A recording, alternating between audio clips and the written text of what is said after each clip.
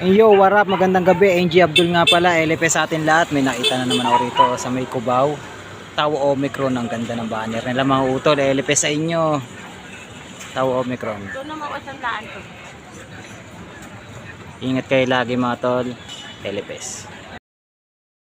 What up? NG Abdul nga pala. Magandang gabi sa lahat. Meron ako dito nakita. Ito sa may Pag-asa Alpha Beta Chapter. Shoutout sa inyo mga utol. Ganda oh. LPS mga utol. Ingat kayo lagi. Hey yo, what up? Magandang gabi sa lahat. NG Abdul nga pala. May nakita na naman ako ditong banner oh. Ayan oh. New Delta Chapter. Alright. Dito sa Visayas Avenue. LPS sa inyo mga utol.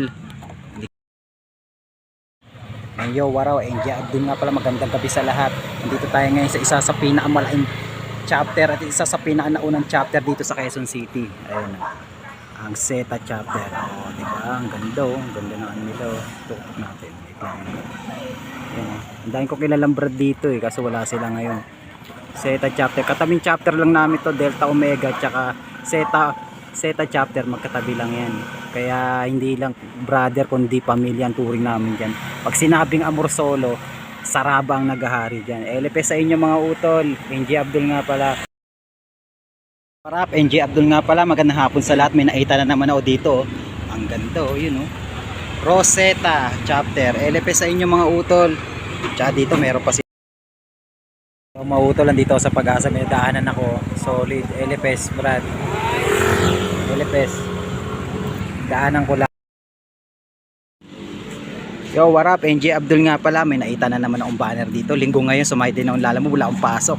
May nakita na naman ako dito sa BMT compound. Dito sa may East Avenue. Solid oh. Ganda. Luma na pero ang ganda mga utol oh. Ano kayong chapter na ito? Solid mga utol oh. Dito oh. Solid. Dito lang sa East Avenue. LPS sa inyo mga utol. LPS. Solid. Yo yo. NG Abdul nga pala, may nadaanan ulit ako dito sa may Pasong Tamo. Ayun o. Eta Epsilon Chapter Macaba Compound. Shoutout sa inyo mga utol. Ang ganda ng banner o. Ayun o. Solid. LPS mga utol. Kami ang Saraba, ang grupong di natitibag. 5 dekada na hanggang ngayon nagliliyab. Kilala kami kahit saan lupalop lumapag. Hindi mabubuwag, mas lalo pang tumatata.